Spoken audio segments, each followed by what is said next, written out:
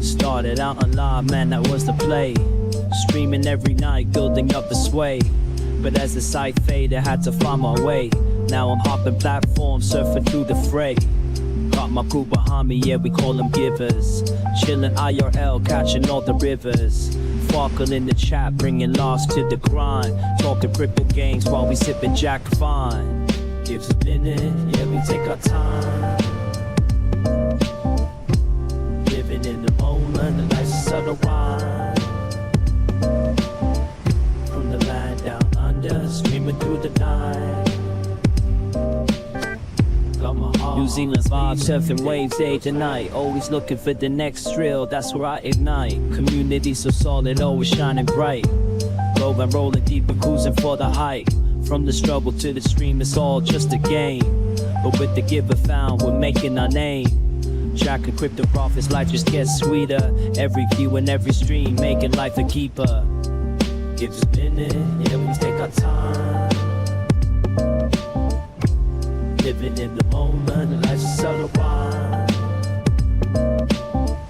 From the land down under, streaming through the night.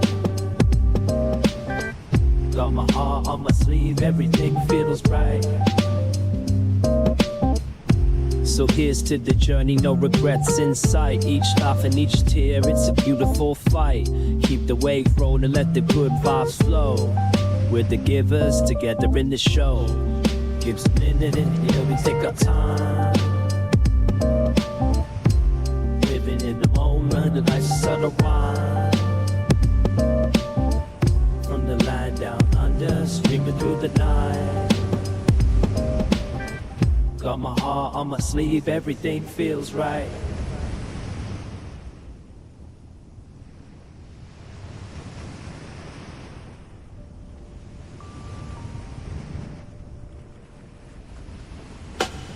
Script out, play a game from start to next time, chasing fame. With you behind me, changing scenes. So through the internet, living out the dream. Got my acoustic strong, curing and chill, far cracking jokes. Go stop the thrill, in the land of King Weeds, we ride the waves. Our streams phone, no better days.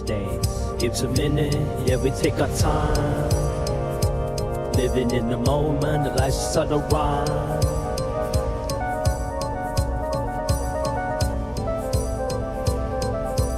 Hello, the internet. It is Wednesday, the 4th of February, 2026, and welcome back to the channel.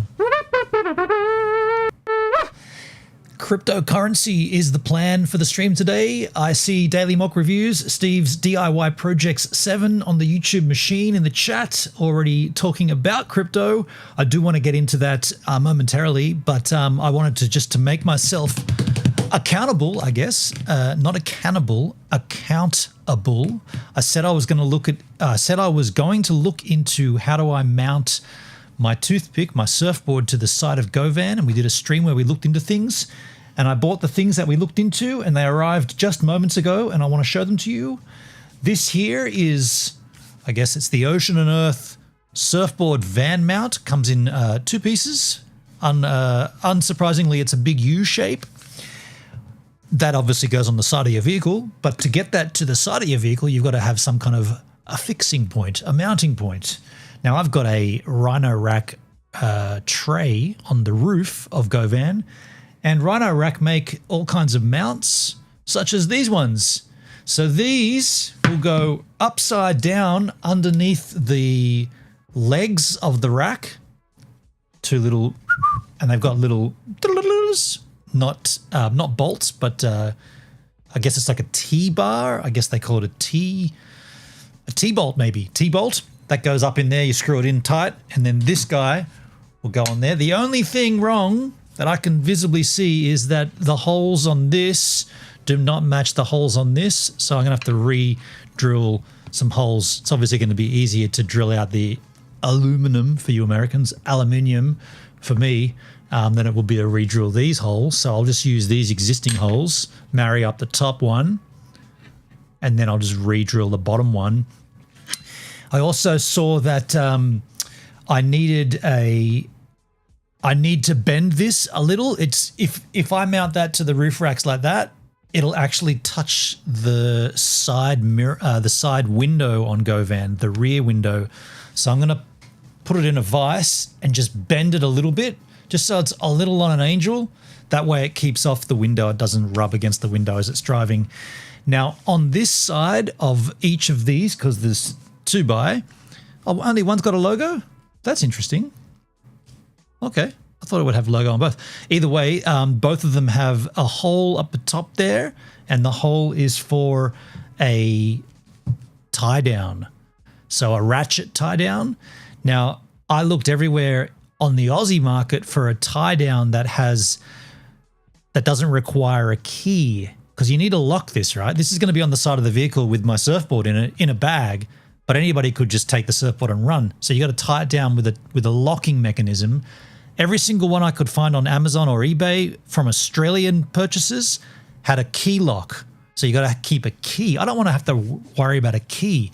So I found one on Amazon US that had a combination lock, and I ordered that, and that's going to be a little while longer. I ordered all these things at the same time, and dumb, stupid me, I also had something in my cart on eBay, and I'd forgotten it was in there, and I went ahead and just checked out my cart, and I ended up buying more of these things that I don't want or need, and they came as well, and I paid for them. That's aside from the point. But the other thing, the combination tie-down ratchet, that's coming from the States, so that'll be a little while longer. Yeah, squeaky squeak down the road would be annoying. Right. Yeah, I mean, it is plastic, or it's got a coating on it, but that would eventually wear out. If it was touching, it wouldn't be good. So that's how I'm going to get GoVan. That's how I'm going to get my toothpick out of the way of GoVan so I can sleep. And by the way, this will take 2 boards as well. It's thick enough to have 2 boards. The wobble, it's like a tuning fork. Kind of is, actually. What note with that? That's like that's lower than E. Yeah, because a friend of mine, we got this school reunion coming up in a couple of weeks up in Cronulla, and a friend of mine coming in from Perth said, "Hey man, can you bring a spare board? I want to go for a surf with you." I got 2 things. I got a date on. I got a date in the morning. Then I've got my school reunion. Then we're going to be, well, I'm going to camp out somewhere in Cronulla, some back street or something. And then in the morning, myself and Rob are going surfing. I don't know if anyone else is coming, but I definitely am. So yeah, there's a lot going on in downtown in Cronulla town. But the other thing that I did, this is a bit annoying, man. I made a big mistake. So I shot a video yesterday doing a review.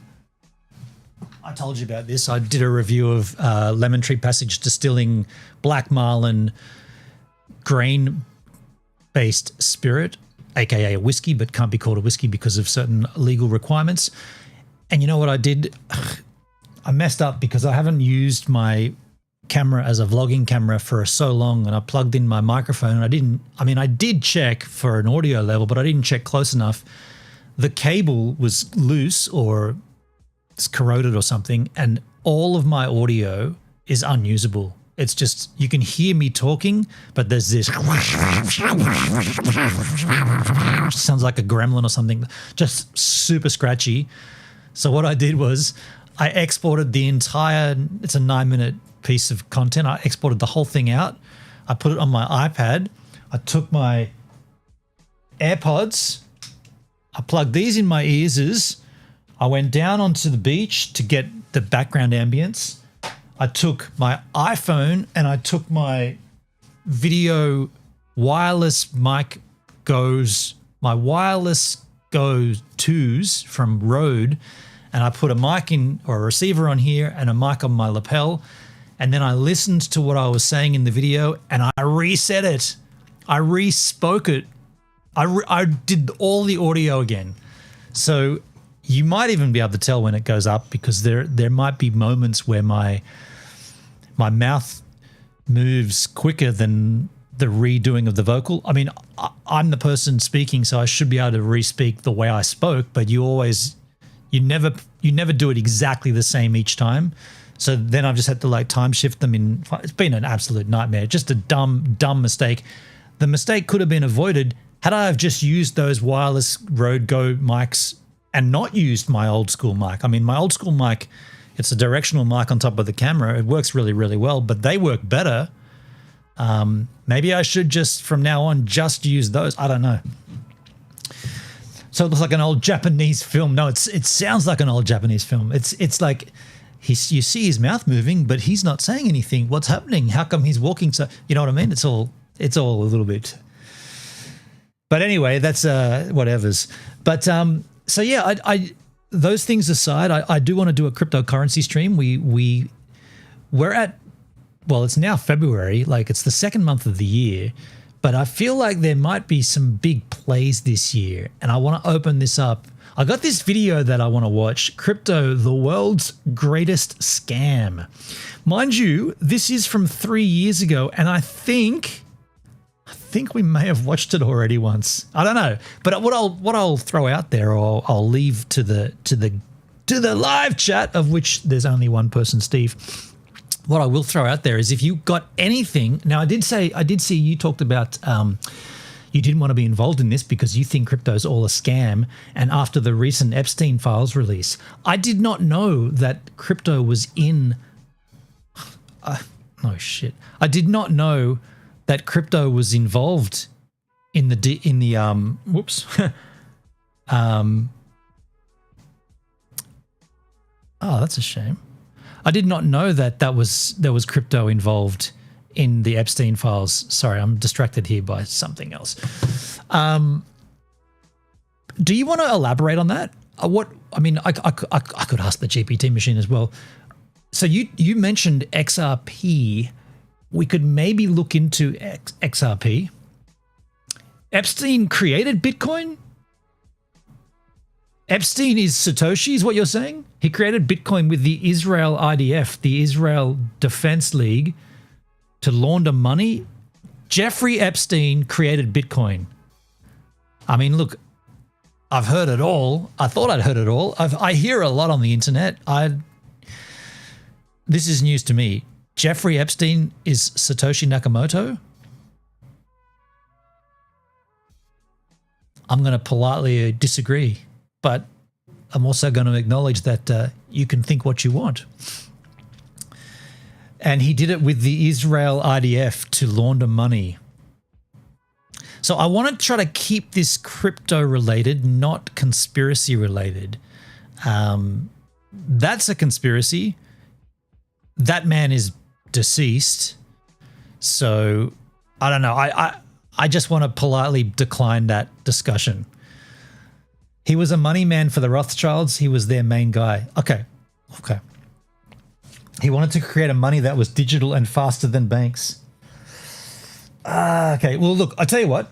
Let's pivot from that. I'm going to go and grab myself a coffee. Come back in. We'll hang out. We'll talk crypto. We'll take a look at this world's greatest scam video. At any point during that, if you want me to go and look into, you said XRP, we've looked into that once before. I want to find out what we should be keeping our eyes on this year. If not just keeping our eyes, maybe also investing in. That's what I want to do here on this stream. I want to find out what we can do to maximize our returns in 2026. This is not financial advice, bingo, blink, you know all that crap, but I want to get ahead of the curve and just see what is potentially worth looking into in 2026. I'll be right back with a coffee. You can enjoy some surfboard action. This is me surfboarding.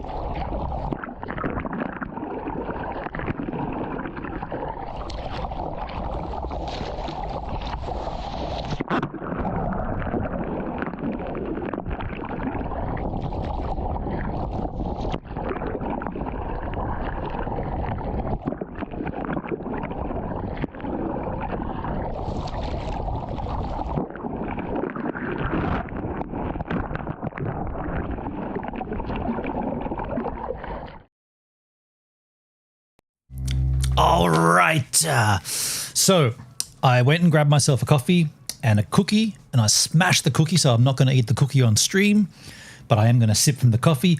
I am going to kind of move away from the conversation about the Epstein files and Jeffrey Epstein being Satoshi Nakamoto. Let's move away from that.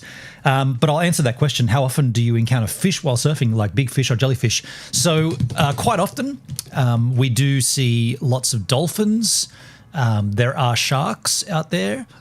My personal experience with sharks is not nothing really to... I mean, I've seen sharks, but nothing to speak of. You don't want to see them, obviously. I do wear protection. I wear shark bands on my wrist and on my ankle. Whether it works or not, who knows, but I'm still here. And yeah, we often see turtles and bigger, like salmon, feeding in front, and it gets a bit frightening when you see a fish breach, because typically when a fish breaches the water, it's because there's a bigger fish following it, and therefore there's a bigger fish following the bigger fish, and there you don't want to see that fish. I assume you don't surf in those waves. I surf these waves. Cool beach view. Yeah, it's beautiful down here. Very, very fortunate. Very lucky. Very fortunate to live where I do.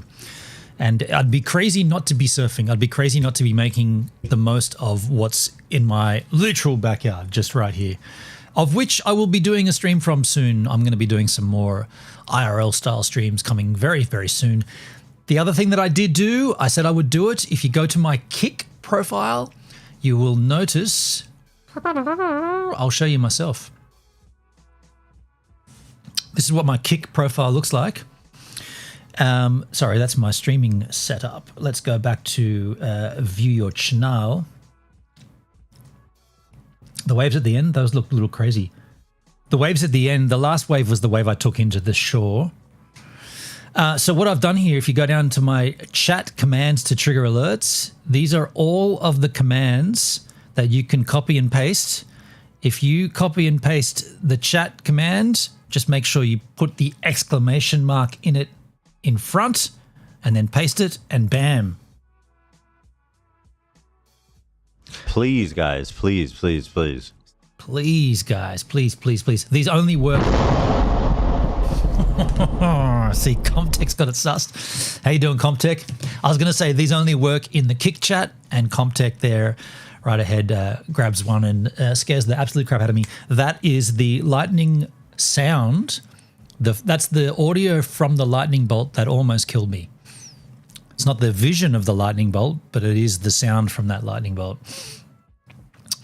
So that's all there for you. And the reason I did that is so that you can always find them without having to go to the shop. It's just the first panel in my About section, very first panel.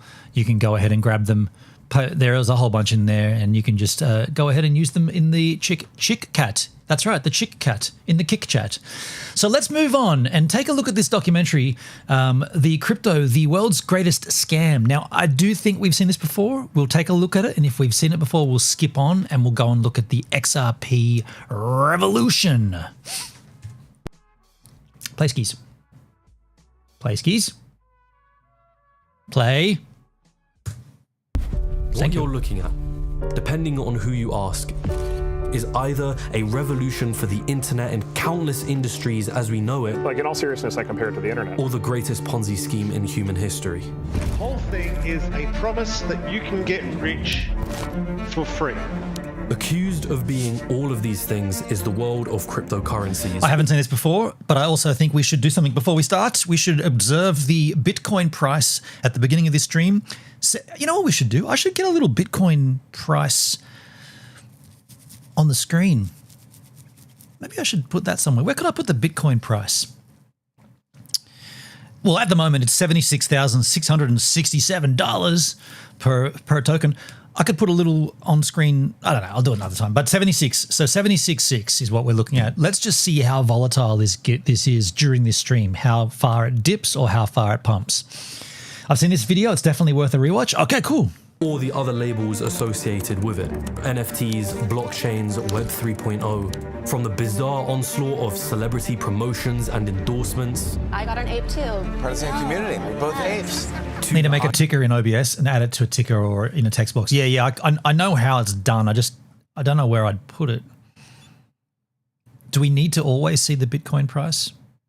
I kind of do. Eye-watering numbers and headlines. Digital artist Beeple, the final bid, $69 million. Oh my God. To the grandiose claims about its potential. It's the biggest technology that's ever happened in the history of life. I once described the world of cryptocurrencies as a story, and I did that in hopeful, optimistic tones.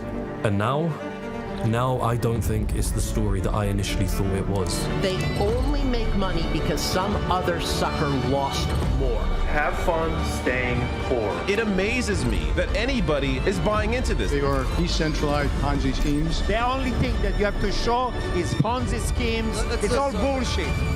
Up to you. I never watch Bitcoin anymore. Too expensive for my blood. That's a good question. That's a good point or a good statement. And we should be engaging conversation as well. We're not just going to watch this. We're going to engage. But what price point would you start buying Bitcoin at? If 125,000 or 128, I think it got to in totes, all-time high. If that's too much. Okay, two questions. Do you think Bitcoin will go back to 120,000? And if you think it will go back, at what point will you start buying back in? I own ETH, Shiba Inu, Pepe, and XRP. I own all four of those as well. Yes, I own all four of those. And I've been buying a little more Ethereum lately, just on its dip. I mean, I tell people this, to get the most profits from a coin, you really want to own a whole coin of whatever it is. Not really. It depends on its market cap, and it depends on how it's divisible. Like you say if you want to earn any money, you need to have at least one Pepe. No, you need at least 1 million Pepe. So you say, with what I know, I don't want to answer about Bitcoin, but if it drops to around 5K or less, then I'll buy in. Wow. So you'd wait till $5,000 Bitcoin before buying in. That's an interesting synopsis because I feel like at $5,000, everybody will buy in. So you won't see $5,000 for long because everyone will buy in. That's what I think anyway. Whole coins like Pepe, easy to buy multiple whole coins. Oh, so not just one, you're saying multiples of that coin. Yeah, I see. Like Bitcoin, most people can only buy a few Satoshi. Yeah, because of the value of it, right? Of course. But if Bitcoin dumped back down to $30, $20, whatever, you could start buying whole tokens, right? They get fractions of a Bitcoin. So when the price goes up, its profit margins are low for fractions. Of course. And then the barrier to entry is more difficult for a majority of people to get in. However, the trouble with that is no one wants to buy when it's super low, right? Like, for instance, look at Hex, look at Pulse, look at PulseX. No one wants to buy that right now. It's down, down, down, down, down. Who wants to buy that?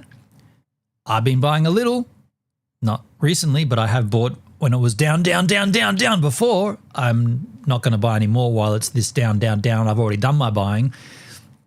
No one wants to buy a token when it's valued at nothing.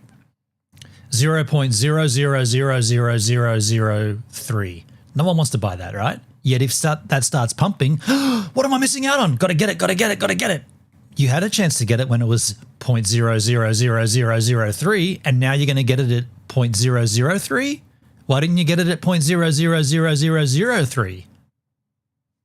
Conviction, that's why. No conviction. It's like XMR Monero. I think it's going to be a coin that will keep going up slowly, but it will get pump and dumps, of course. I sold my Monero. I always fear giving people crypto advice because what I buy always dumps right after I buy it. If I buy a coin at an all-time low, it sits at that price for days. I mean, yeah, it does.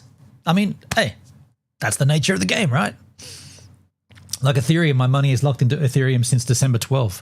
Wait. You've locked your money? As in, like, you staked your Ethereum?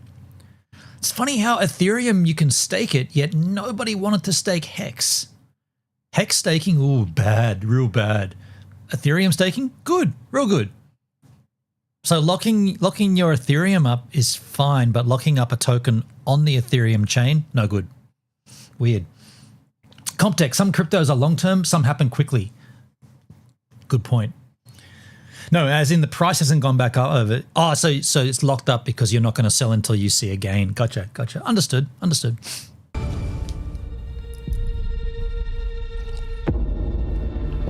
For me and many others, is that the $1 million homepage? Do you guys remember that? The $1 million homepage? I don't trust the Hex devs. Different day, different story. Hex devs? Right. Began here.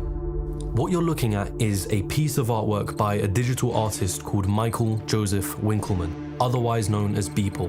On February the 25th of 2021, this artwork was put on auction. Bidding started at $100. It eventually sold for $69.3 million, making it one of the biggest sales in digital art history. That's where I do feel super lucky. What happened afterwards? No shit, dude. You sold a piece of junk art for 69, Dale? 69 million? What the cracky? That's where I do feel super lucky. Super guilty. What happened afterwards? Where do I begin? A digital artwork by a relatively unknown American artist. Sold for nearly $70 million. That's more than most Picassos, Monets, or Warhols. And it doesn't exist in physical form. It is only available digitally. It's the first NFT ever sold at auction. Non-fungible token, NFT. NFTs or non-fungible tokens. Explain NFTs to people that don't know what you're talking about, because I don't know what you're talking about. It was like suddenly the term NFT. See, okay, I'm going to pull this apart already. This documentary, it's now talking about NFTs, which is not cryptocurrency. Often gets confused. It's not cryptocurrency. An NFT is not cryptocurrency, but yet they often get piled in together. It's kind of confusing. It's kind of crazy. You'd think that in the opening 3 minutes of this stream, of this video, that they would have established that we're talking about cryptocurrency and we're talking about non-fungible tokens. They're not the same thing. everywhere. Jack Dorsey, co-founder of Twitter, sells a picture of his first ever tweet as an NFT. Jack Dorsey auctioning his first tweet as digital art. $2.9 million. Even popular internet memes were selling as this NFT thing. Nyan Cat, $590,000. Charlie Bit My Finger, $760,000. Did it really hurt Charlie? Yo, Dale's in the house. Love me some Joe Rogan. I can like or loathe him. I'm not a huge fan of Mr. Joe Rogan. Do you know what I don't like about Joe Rogan? Here comes a little rant. I personally don't give a flying fuck about mixed martial arts, right? MMA or whatever the boxing and stuff. I don't give a fuck about that. What I do give a fuck about is the guest that he has on. Doesn't matter if that person's a boxer or a martial artist or a trainer, or I don't care what they do. I don't care if they're involved in that sport. I don't care about the sport. I love hearing what they've got to say. But what always happens is that Joe Rogan takes over and starts ranting about how good this guy is. This guy's the greatest. He's got the best upper left-hand backslide kick. You watch, pull this video up. Watch this video. Look at how his leg curves around the back and gets him in the back of the neck. And that is the only guy, and he's been training. This guy's committed. He's a trained I've seen him go through, and it's like, hang on a second, dude. Aren't we here to hear your guest talk about it? As soon as the conversation dips into the boxing stuff, Joe Rogan just takes over. I'm like, dude, come on, shut up. We've heard you. We've heard this spiel about the boxing stuff over and over again. Let your guest talk. But I do listen because I enjoy.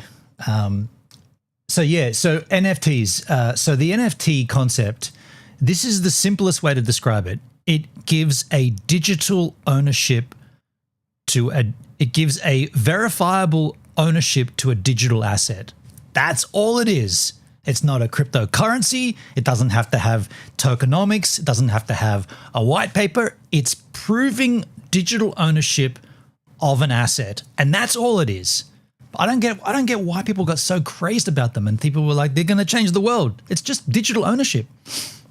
$999, Disaster Girl, $500,000, Doge, $4 million, Overly Attached Girlfriend, $411,000, Bad Luck Brian, $36,000, Scumbag Steve, $57,000. You had singer-songwriter Grime selling $6 million worth of digital art as NFTs. People were changing their profile pictures on social media to NFTs that they had purchased. It was like flexing an expensive car or a watch. And then suddenly, all these big celebrities and artists and influencers were also replacing their profile pictures with NFTs and announcing their own purchases of NFTs. And the apes were part of this bigger project of NFTs called Bored Ape Yacht Club. I mean, you had Snoop Dogg, Eminem, DJ Khaled, Lil Baby, Post Malone, Stephen Curry, Gwyneth Paltrow, to name a few, all of them purchasing these pictures of apes for sometimes hundreds of thousands of dollars. And amongst this sea of high ticket sales, you would hear that this is all part of something revolutionary. It's the biggest technology that's ever happened in the history of life,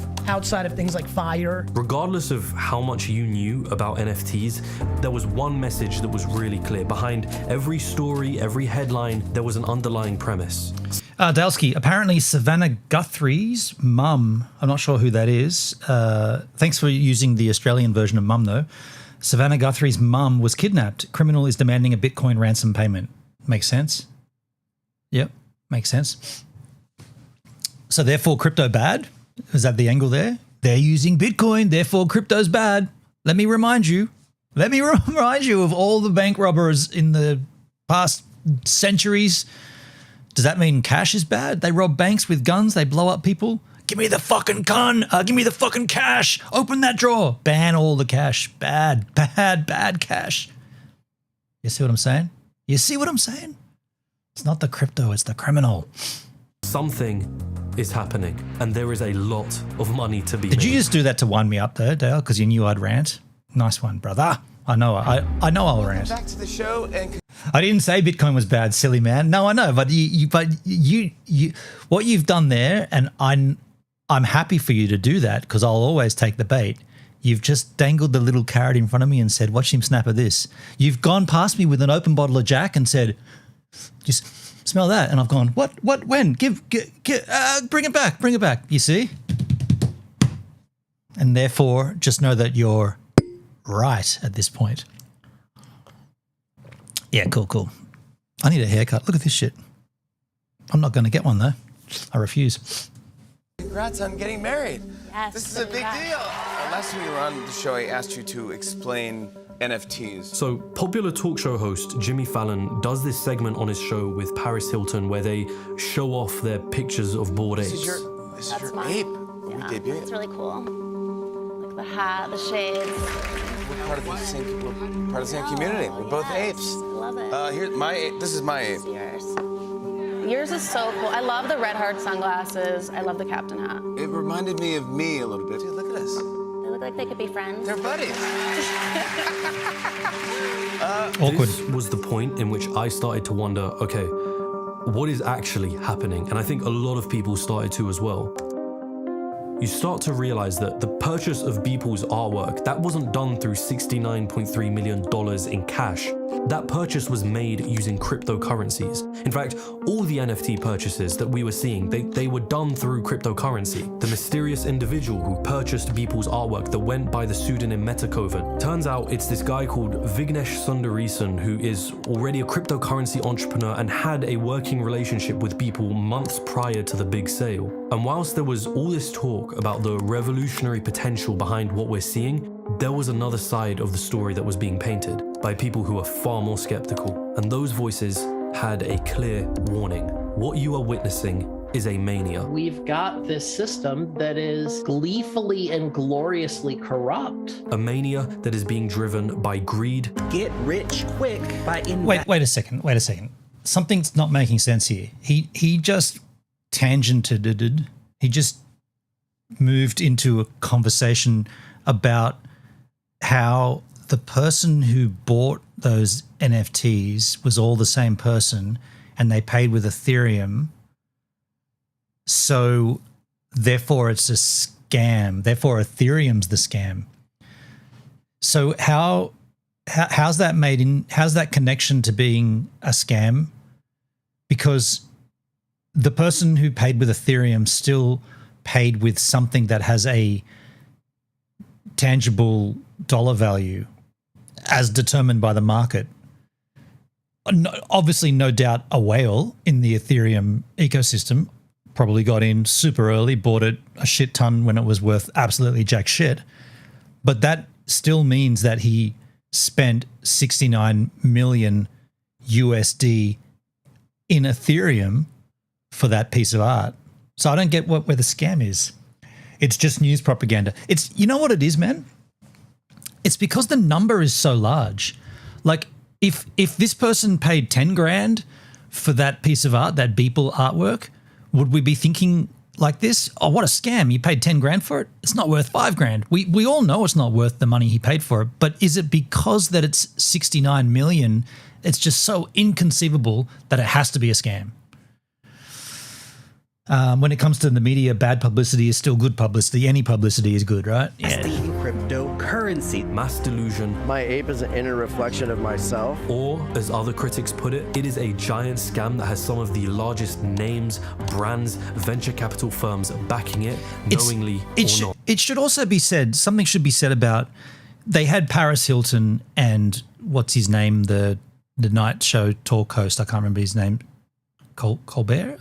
Can't remember that dude. I don't watch all that crap, but the point is, and they had Post Malone, he popped up, and they had other rap celebrities. These people, they play with comically large amounts of money in every aspect, even like things like buying a motor vehicle. Like we the normal, I've never said I'm normal, but the regular Joe doesn't buy 8 Mercedes-Benz vehicles and keep them garaged in a separate parking lot where they might use one every 4 months. We just buy a car to get around. But these celebrities buy multiple vehicles, big-ass yachts, several different homes. So aside from anything else, outside of crypto and NFTs, they're already spending wads and wads of money because we, as the society, deem, for some weird reason, we deem that the celebrity is on a different level than the rest of us. And so we give them this wealth. So they're already spending all this shitloads of money.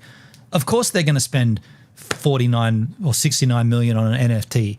This NFT stuff starts up. People don't know what it is. The big players get in because they got all the money to spend. It's a differential between prices because of who they are. And the real fucked up thing about that is the rest of us, we attribute this value to these people by giving them famedom and by giving them celebrity. They're just other people though. They don't really deserve it. Like musicians and shit, they don't deserve the godlike status we give them. They're just good at their instrument. So fucking what? Do we go down the street and talk to the dude who, I don't know, shears the sheep at the farm? You're the best sheep shearer, man. I'm going to come and watch you and hang out with you and try to get your autograph. No, but we do it to musicians and golf players and motorsports drivers. It doesn't make any sense. It's never made any sense. So weird. Like these people don't need that. They don't. What the fuck? Like Tiger Woods or whatever getting paid like millions of dollars to whack a golf ball around a fucking field. Like, what are you talking about? Imagine you're looking down from space and you're looking at this planet and you're seeing this distribution of wealth and you're wondering, why is this person struggling to open up a tin of beans every night and this person's, what are they doing? They're spending so much money on a piece of art? Aren't you all just breathing air and walking around and living? That person's better than that person? Why again? Because he can kick a golf ball or kick a football? I don't know. The price definitely scared people. DIY projects. Oh my God, that's a lot of gold for digital art, but art is worth what people, anything's worth what people will pay for it. Comtech, some people try to convince someone it's a scam so they can get a good foothold before anyone else. True. Yeah, that's a good angel. I didn't think of that. Dalsky, the whole digital art thing never made sense to me, but each to their own. Right. Do you mean artwork represented digitally or the digital ownership of art? Because I think that needs to be clearly distinguished. Representing art digitally, like on a screen or something, like a photo frame that changes with JPEGs and whatnot. Is that what you mean? Or the digital ownership of something? Both. They are different though. Good point. Yeah. Okay. Because in that regard, it makes sense that things went digital, including ownership, proving ownership in the digital age. Dude, that ties directly into the ProveX sort of Richard Hart token, right? We'll talk about that another time, but I'm just saying that there is something to be said about owning something digitally and having it provable on a immutable ledger, which is the blockchain. There is obviously something to be said for that. Why wouldn't there be? Everything's moved digital. Why would ownership not be digital? I prefer a hard copy to digital. Dude, I don't. I don't like hard copies. I don't like printing out crap. I don't like having to have a piece of paper, but some people do. I spent days and days on digital art in the past. Okay. I've also spent days painting murals. Bingo, bango. I made way more painting than murals than I have with digital art. Okay. Made more casholas. Yes. Gotcha. NFTs were just a component of a much bigger machine with a lot of moving pieces. And when you put those pieces together, it creates a machine for one of the greatest scams in human history. And it all begins here with a mysterious invention and a failed revolution. 2008. That's where this really begins. Apple shares are just getting hammered this morning. We're down by between 3 and 4.5% generally. The United States is going through a recession it hasn't seen since the Great Depression. The consumers strangled. They're watching their housing prices go lower. They're watching their 401ks get diminished. You created the mess we're in, and now you're saying, sorry. Amongst the backdrop of this all, a mysterious individual is working on their own invention. On the 31st of October, they send an email to a cryptography mailing list. The email begins, "I've been working on a new electronic cash system that's fully peer-to-peer with no trusted third party." It was signed by somebody under the pseudonym Satoshi Nakamoto. Whoever this Nakamoto person was, they had a vision. The vision was to create a type of currency that existed digitally, that could be controlled by no government or single individual, that could be used to transacting globally no matter where you were or what time it was. None of those things are bad, yet they paint this as bad. Man with hoodie, dark, brooding music. They're already trying to tell you that this was bad. My vision of having free cloud storage, I use Discord, have 2 accounts. One sends the other pics and files. That's interesting. Daleski, I got 2 PCs. I've had 2 PCs die, so I lost all the art info I had on them. That was it. Oh, wow, you didn't back it up, dude? Start backing that shit up, man. Wow. Do it on back up, man. Get some backups. Name of this currency and invention? Bitcoin. On January the 3rd, 2009, Nakamoto launches his invention, creating the first ever Bitcoins to exist. It was an attractive pitch, especially to people who held anti-state control sentiments. We're talking about anarchists, techno-anarchists, libertarians, cypherpunks. These were individuals who likely saw the government, the banks, the entire financial institution as just untrustworthy. That they Why should there be a third party controlling our money? To counteract the statements that he just made, when you have something, when you have wealth, why does someone else need to control it for you? Why can't you control your own wealth? I mean, basically, I'm asking, why do we have banks? Is it just because we've always had them?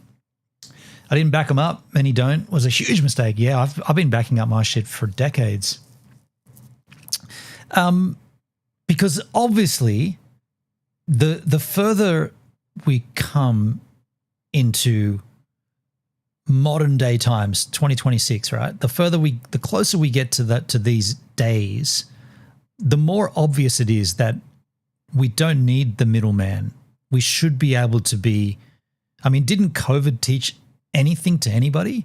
Like if anything, after that Canadian truckers crap went down, Bitcoin and cryptocurrency, especially privacy coins like Monero and Pirate Coin and all that stuff, that should have pumped, given what happened with the truckers. So how did we not learn anything from that? I've had people ask me this question: do we want a government to control our money or a third party? Well, and then you think these third parties are in bed with the governments anyway. I say I want my government to control my country money. I control my own. Okay. The same kind of people have used paper money to do bad things. Crypto is a new type of currency. You've exactly, Comtech, exactly. And what about so what about that when the government says, if you're involved in this truckers protest, you can't have access to your money anymore. We're cutting you off. We're cutting you off at the bar, so to speak. You've had enough. Or even worse, you can't be trusted. Pretty horrible, hey? Pretty horrible. They can't be allowed to control monetary policy. And it was these factions that became the first adopters of Bitcoin, influencing its early culture. The goal was simple: preach the message of Bitcoin to others and increase its adoption. Bitcoin was kind of like a religion of its own, right? Like Satoshi Nakamoto was this Jesus-like figure that would communicate with his disciples on online forums. He would talk of this future vision of the world, one where the dollar no longer existed and all transactions would be made through Bitcoin, the global currency of the people that was owned by no central entity. To those Someone always wants what you have and they don't. Money's always bred greed and theft. Definitely. If they aren't stealing your money, they're stealing your girlfriend. The thing, okay, a little side tangent here. The thing that when I'm new to this, right? 2019, I guess it's been a while now, but just prior to COVID is when I first got introduced to crypto. So I'm still new to the game. But what I don't really understand, and what I consider to be a failure definitely from Bitcoin's kind of viewpoint, if Bitcoin was meant to replace fiat currency and change the way we transact and associate wealth, how come we still need to go back at some point to USD? Shouldn't the crypto be the value? Yet at some point there's got to be either the crossover from real cash, fiat currency, into the crypto, And then at some point, once that's pumped and dumped and pumped and dumped, you've traded it, someone's won, someone's lost, someone's gained, someone's lost. Then you go back to the fiat currency. So in that regard, it's kind of failed, hasn't it? It hasn't done what it said it would do. It hasn't replaced money at all. It's working alongside of it, and it's giving people. This is what I've always thought about it. It seems like the greatest redistribution of wealth. I'm 50. In my lifetime, this is the greatest chance for me anyway, and for people even slightly younger than me, to get in and have a chance at getting real wealth from others that would never have had that chance. No, not from others, with others that would never have had that chance. So cryptocurrency enables you to have a chance at getting a slice of that pie that in other situations you wouldn't be able to get. Things keep going up, right? Like your dollar is worth less and less and less. The money that you spend, I mean, everybody does it. I remember when gas was whatever, like now it's 3 digits. It's like $1.80 or whatever. Before it was like 60 cents, 50 cents, and whatever it was in your country, it's just gone up a hell of a lot, and it hasn't come back down. So the dollar buys you less, and cryptocurrency, they call it a hedge against inflation. Cryptocurrency gets you the chance to ride the markets, lose, maybe gain, but ultimately if your horizon's long enough, you gain. That's the theory. Interesting. USD is the standard for now. That's the goal, to remove fiat as the backing to crypto. Things change. Read history. The goal to some is to attach metals building reserves that hold the gold to the amount of crypto in circulation. Or attaching land property to crypto. Interesting. We always have to remember that crypto is fake, not real, temporary, etc. Crypto is fake.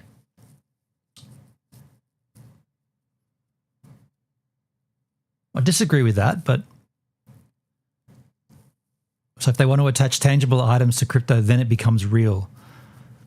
I disagree with it being fake because not most, but certainly the bigger currencies, well, actually, not actually true. Bitcoin is not immutable. It's not fake. It's code. It's computer code. So it's not fake. But the ones that have an intrinsic value are the ones that cannot be changed down the track, right? Like the Ethereum-based smart contracts that are written and then implemented or launched, and they cannot be changed. The ones that are changeable, such as Bitcoin, Pepe, these can all be recoded, added to, forked off, changed. They're all a little bit concerning. Precious metals are also a hedge against inflation. Even now, you say that, even after the big dump that's just happened? Comtech, in my mind, it's like buying stocks, but you can buy a partial crypto instead of buying a whole share of a stock. Yeah, that's true. That's similar. Not a tangible asset is what he means by fake. Yeah, so not a physical item. But I think that we, like as older people, and I feel like we're all kind of around the same sort of ballpark here, we need to forget about that. Like we need to accept that everything is digital. Everything has moved to the digital sphere. So why would money not go there? You know, like it's there. It's already there. It's like back in the day, you had to go, when you went to the ski field to go snowboarding, you'd had a physical tag on a little T paperclip that you had to wrap this thing around that proved you had your lift ticket, and you had to like show it to the dude, and then it became, there's a barcode on it. Now you got to tap it. Now it's like it's on your phone. You just tap your phone. So everything's just digital. Like it's all gone there, right? I bought in silver at 75. It's already up to 87. Didn't it just dump though? I mean, everything goes up and down, right? But there was a big sell-off, right? Yeah. Those early adopters of Bitcoin, they really felt like they were on the cusp of something. It's an intriguing conversation, though. It just so happened that the more people started buying into the message, the higher Bitcoin's value rose, and the more people were willing to like put real dollars into buying Bitcoins. Bitcoin is now up to $111. Bitcoin started drawing attention from places it probably wasn't expecting or even wanting. The guys in suits, you know, the big money, the people who saw Bitcoin as revolutionary, but perhaps more importantly, as an opportunity. The Winklevoss twins. It's really funny when documentaries talk about Bitcoin and they put a tangible physical coin there. It's like, hey, dum-dums, we've got this thing that shows you that this could actually make it into your brain. If we give you a physical coin, are you thinking about it correctly now? It's a physical coin. When Satoshi Nakamoto wrote the white paper, he definitely didn't include a physical coin with the B stamped on it, did he? With a dollar sign.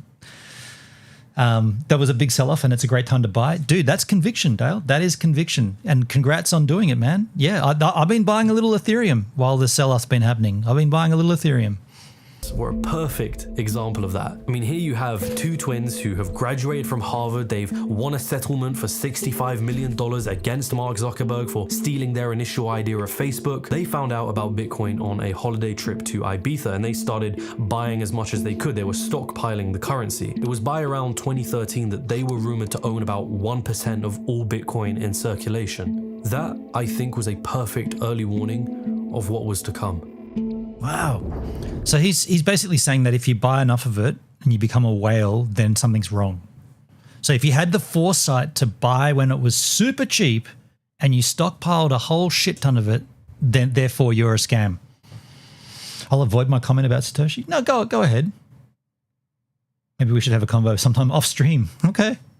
Bitcoin was doomed from the start. That's what a lot of crypto skeptics will tell you, and I understand why. Relying on computer code and the ideals of tech anarchists probably isn't the best place to entrust a reimagining of the financial system. Whoa. Relying on code? I mean, had it have been immutable code then and peer reviewed, what's wrong with that? Bitcoin had a fixed supply of 21 million coins, which makes it deflationary by nature. So if one Bitcoin is worth more tomorrow than it is today, why would you want to use it to transact with? It's a pretty bad incentive to have if you're trying to make a global currency. But that is already assuming that Bitcoin had the technical capabilities to become this worldwide currency, which it didn't. I mean, Bitcoin had scaling issues thanks to design decisions that Nakamoto themselves had made. It could only process 7... good question, Comtech. How did I do... Oh shit, what's going on with that? How did I do with grass.io? So I'm still sorry about that. I'm still mining it. I'm mining it right now actually. I've had that permanently on for like I don't know, 2 years. Yeah, I mean I staked it. From what I recall, we probably should look into that, eh? I staked I can't even remember what I did. It came out. I had some that came out, and I staked it back in. It's on Solana, right? I think I needed to buy some Sol for that as well. I can't remember exactly. But yeah, there's a whole bunch of things we should look into. Grass.io. We should look into. I don't know if you guys use any phone apps, but I've been Sweatcoin, right? I've got about $70 worth of Sweatcoin. What else have I got on here? Pi Browser, B Network. There's a whole bunch of them out there. I got into it for a few months, but I never got the payout. Weird. Oh, wow, you never got the payout. So is it an actual miner running or is it using a website to mine? So what it is, this is specific to Grass.io. Grass uses your existing bandwidth when you're not, I need to get a haircut. When you're not using your bandwidth, Grass.io uses it. And they say that they're going to redistribute the internet to those who need it. I don't know. It's all a little bit of wanky talk, but they give you a token in response to how much bandwidth you give them. Now, I remember when I got onto it because I just got fiber here, and so we had gigabit fiber internet, unlimited, and I was like, I don't care, take it. When I'm not live, and I was careful to quit it when I was going live. But then I realized it doesn't actually make a difference. You can leave it on, and with a fiber connection, especially with a gigabit connection, there's so much headroom. I just left it run. And I had it running for, I mean, it's been running on my computer for 2 years practically. So it doesn't need a GPU. It doesn't need anything. It's just your bandwidth of your internet connectivity. And by the way, mine, for some reason, I went from 100% network. What do they call it? I can tap into it here. Network quality. I went from 100% down to 75 for no real reason. By the way, I just quit that for some reason. That's yeah. So it's not a minor. It's not a minor.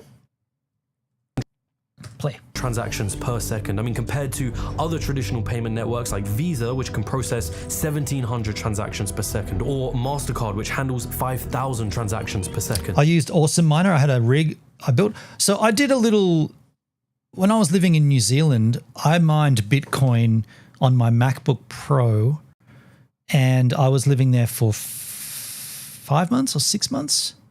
Let's call it 5 because it's got to be, let's call it 6 months. From 6 months, and I mined using Mac Miner because that's when I just bought my M1 Max MacBook Pro with Apple Silicon, and I mined about $30 worth of Bitcoin by leaving that thing running the entire time. $30. That's when Bitcoin was trading at around about 50 grand, maybe 55. So $30, yeah, I mean, I essentially doubled it to 60 when Bitcoin went to about 120,000, I guess. Yeah, pretty much doubled and a little more. But yeah, I guess mining it's not practical. I just wanted to test it because the M1, the Apple Silicon is so powerful. I thought, you know what, I want to hear the fan kick in basically. So I just let it run while I think I turned it off at nighttime, but when I was at work, it was like a little heater in my room too, because I was living in New Zealand where it's kind of cold. And keeping the Bitcoin network running wasted a lot of energy. Bitcoin aimed to be decentralized, meaning no government or single entity had control over it. But in order to do that, Nakamoto employed what is called a proof-of-work consensus model. All this meant was that computers on the Bitcoin network would be forced to use real-world energy in order to solve algorithmic problems. And whichever computer solved the problem first would be rewarded with more Bitcoins. It was a process called mining. And that process is insanely wasteful of energy. And what ends up happening? Proof of work incentivized this arms race between computers on the Bitcoin network, all of them looking to build more and more powerful computers to have a better chance of mining Bitcoin. And the more powerful those computers grew, the more real-world energy they ended up taking, despite the fact that the transactions per second remained the same. Most Bitcoin mining done today is done by huge mining farms in warehouses. Bitcoin, for the most part, failed in its objective of trying to become a global currency. Totally. Outside of illegal use purposes, Bitcoin just wasn't being used to transact with. So the obvious... Slow and expensive to transact. 1 point, crypto mining and AI both consume vast amounts of energy. Is that right? Yeah. I mean, AI for sure, right? Compute power. I had 2 miners. I used an old server with 2 CPUs, 64 gigs RAM to mine Monero. Yeah, okay, interesting. Cool. Question becomes how? How is it that despite its failings, Bitcoin still survived and is very much present to this day? But that's just the thing. The Bitcoin that we see today is a shell of its former identity, where most of the purchasing of Bitcoin today happens on centralized exchanges that have to comply with the laws of centralized institutions. In the instances where you've heard about Bitcoin, or if you've ever been encouraged to buy Bitcoin, under what context is that always framed? By 2014, the mysterious Satoshi Nakamoto effectively vanished from the internet and hasn't been heard from since. What was left of his invention was no longer a currency, it was something... What was left from his invention? Bitcoin maxis. Entirely different. Bernie Madoff. This was a guy who was well respected on Wall Street. He ran a brokerage firm with a wealth management branch. He had many clients investing with his firm under the promise of great returns on their money until... The FBI arrested him this morning after he told senior employees yesterday that his business was a giant Ponzi scheme. Madoff had been running the largest Ponzi scheme in history for the last 17 years and potentially longer, worth around $64.8 billion. Epic scam, yeah. I remember the Bitcoin hit at $10,000. That's when the whole world woke up. Yeah. I mean, I wasn't there at the time. I mean, I was there, but I wasn't involved. One day I can probably do it on my own, but I want to learn about the Madoff scheme because, I think that'd be interesting to know about. He would essentially put his investment money inside a bank account and then simply pay out early investors with the money that new investors were given. Yeah, so basically Ponzi, right? Paying the higher ups with the lowers, paying the newcomers with the higher ups money. Yeah. Eventually pleaded guilty, and he was in prison up until his death in 2021. That is the essence of any Ponzi scheme. People invest into the scheme under this promise that they're going to make a great amount of returns, and then early investors are paid using the money of new investors. And this process is...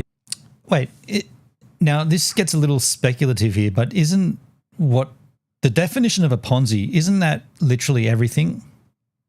People invest into the scheme under this promise that they're going to make a great amount of returns, and people invest in the scheme under the promise they're going to make a great amount of returns. That's like everyone that buys a house.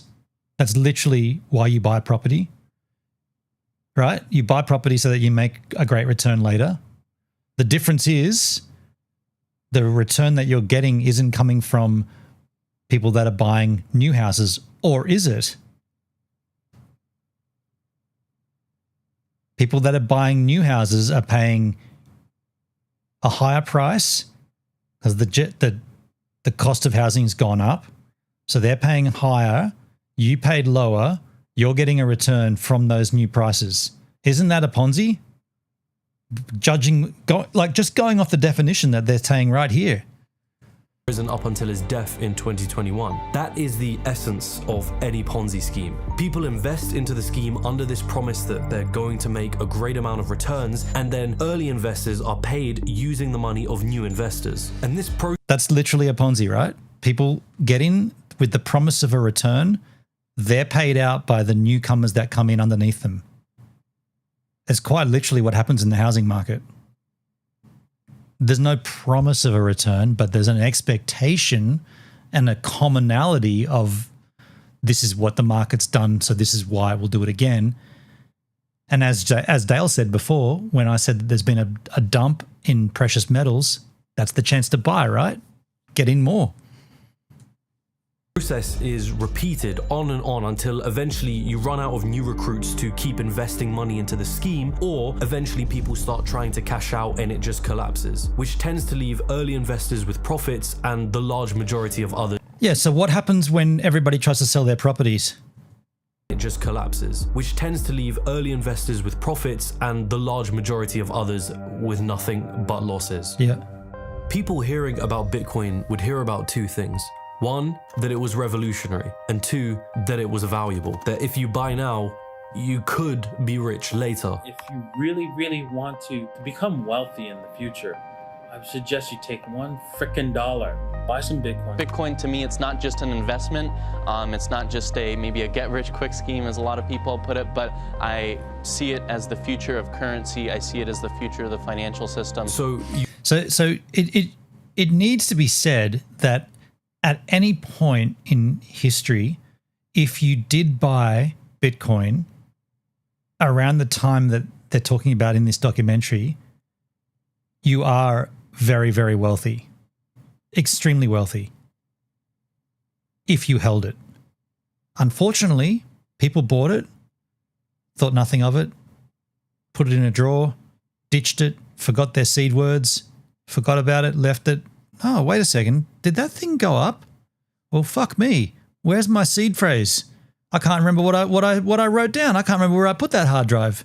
And all of a sudden, you bought $100 worth of Bitcoin in 2009, and then you're looking at it in 2026 and it's 100, or 2025 and it's 125 grand a token. You're extremely wealthy. Extremely wealthy.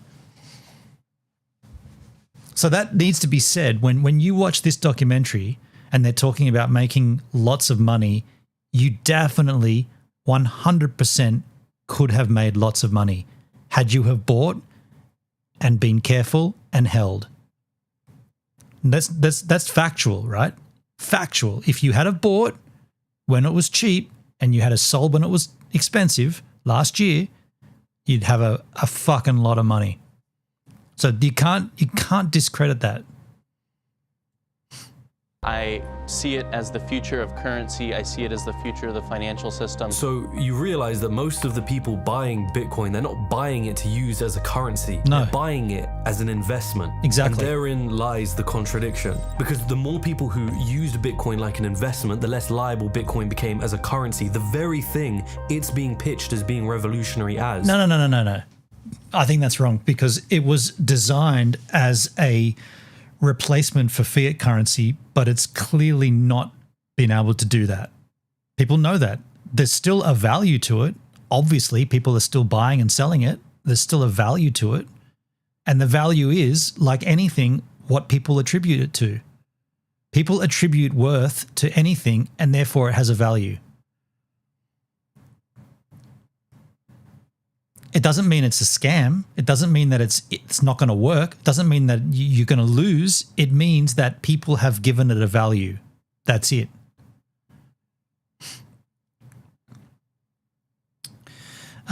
People have books like Schindler's List. I've found Ford Fiesta manuals. Boat manuals, okay.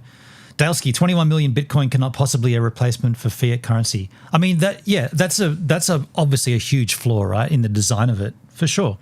Satoshi might not have grasped that concept that there's going to need to be more of them. What I'll say about that and what I understand, they can change that. The code is not immutable. It can be changed. There can be more than 21 million Bitcoin. If enough of the, what are they called, the Bitcoin core team, enough of those dudes decide, then they will change it.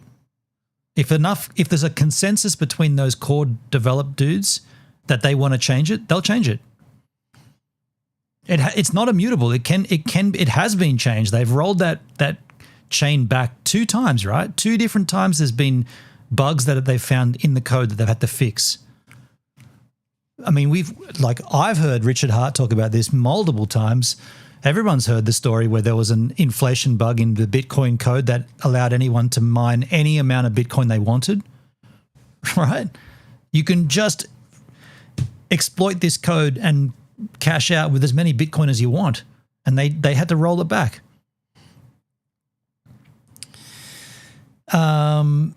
They capped it at 21 mil because that's the encryption key was in the SHA-256, right? So that was for that time, but now we've moved on from there, right?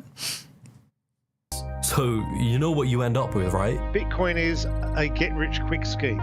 The promise is you can get rich for free. Magical internet money. Anyone who buys into the idea of Bitcoin is doing so to sell it for a higher price at a future date, and the people that buy the fuck? Listen to this. Into the idea. Listen to this carefully. You can get rich. Not this. Free.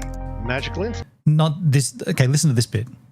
Money. Anyone who buys into the idea of Bitcoin is doing so to sell it for a higher price at a future date, and the people that buy. He went very quick after that. Anybody that buys Bitcoin is doing so to sell it later at a higher price.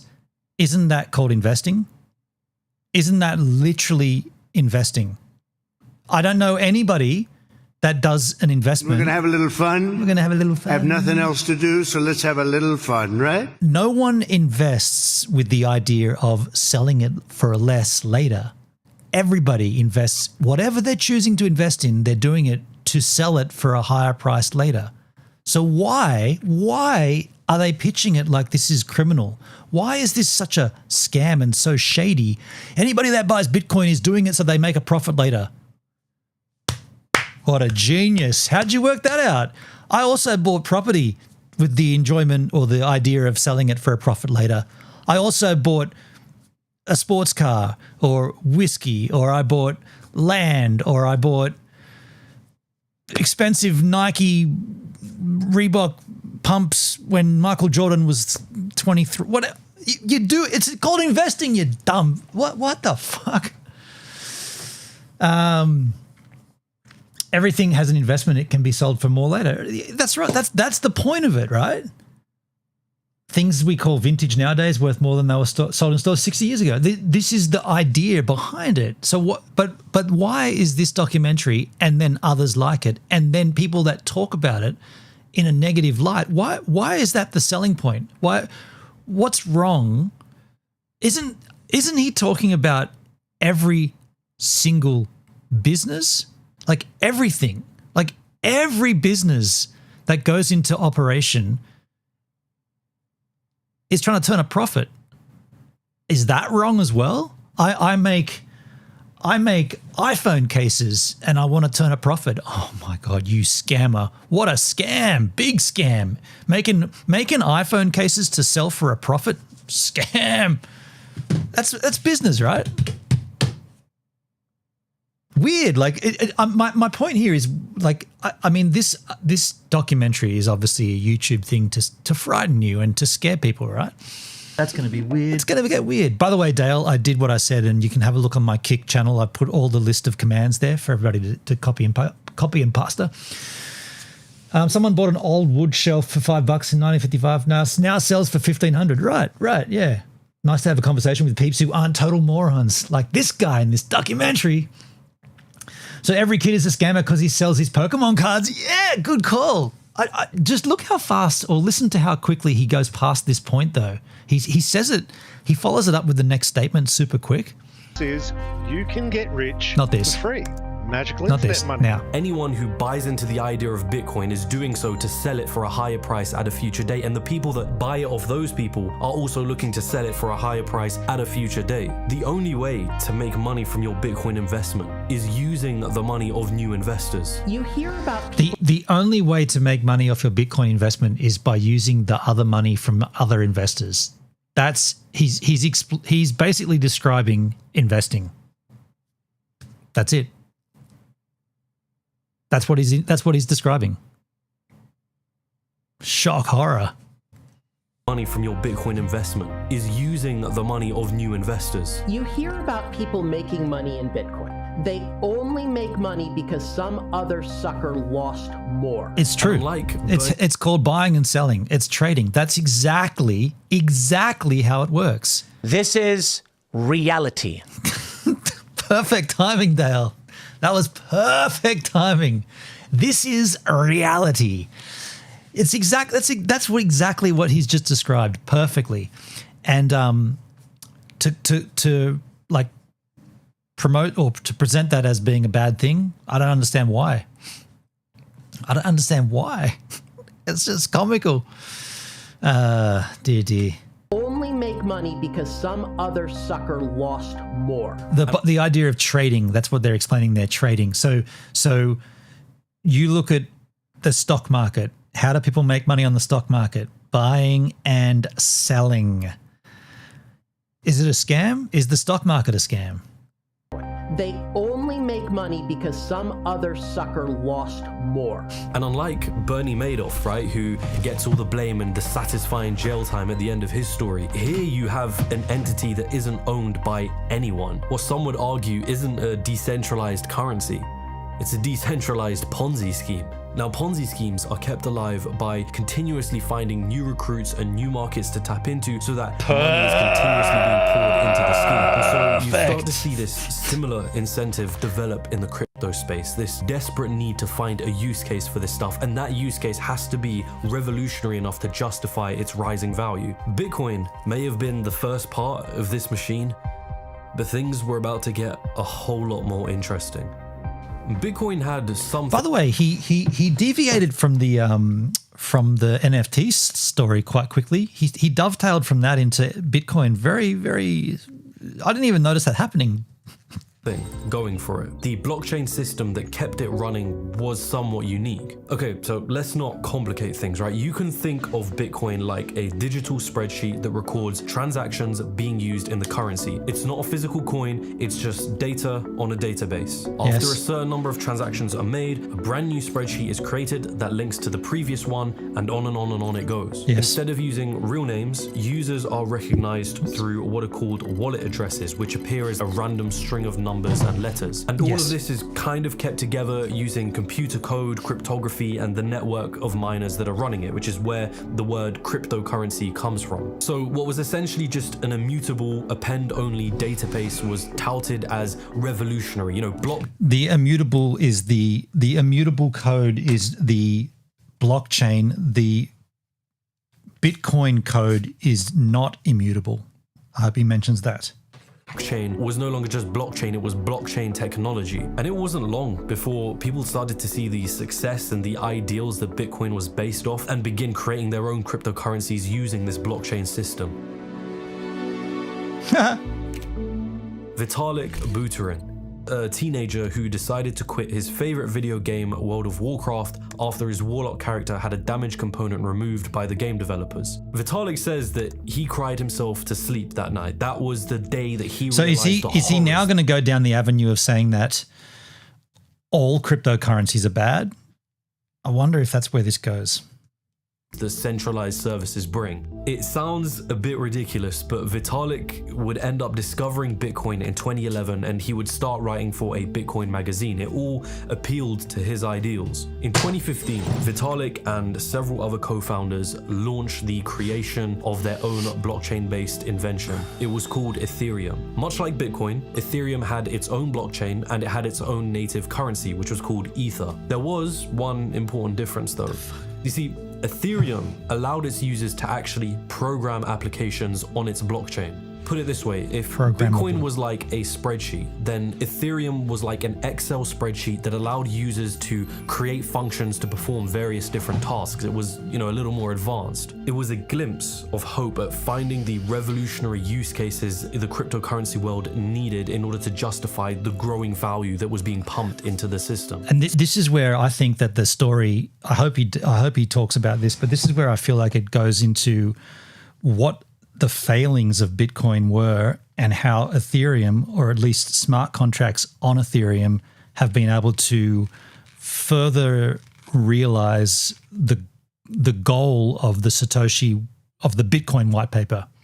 This is a good link, covers a lot. Yeah, I hope it goes into explaining this, because Bitcoin, just kind of came and sat there, and then the rest of the world caught up to it. But Ethereum and smart contracts have really changed the idea of blockchain and of basically of token creation, tokenomics, different concepts such as, and I don't want to talk too much about it because I know it's controversial, but such as Hex, right? Decentralized, staking mechanism on the blockchain. That's revolutionary, yet people don't give it value at this point. But I hope that he touches on something about that, because that's the difference, or the core difference between Ethereum and Bitcoin.